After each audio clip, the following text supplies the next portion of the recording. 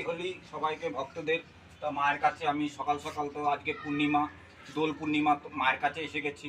তা এক ভক্ত মাকে মালা বানিয়ে দিয়েছে, দেখেছো আমি কত বড় মালা মাকে চড়াচ্ছি। তা হ্যাপি হোলি মাকে দিয়েই আজকে শুরু করছি। তা এরকম মাকে মালাটা আমি পরিয়েছি।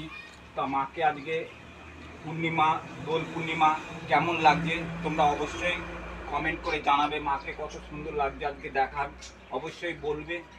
তা ভিডিওটা অবশ্যই বেশি বেশি করে শেয়ার করবে, যে কোনো ভক্ত যারা সমস্যায় ভুগছে তাদের কাছে যেন পৌঁছতে পারে।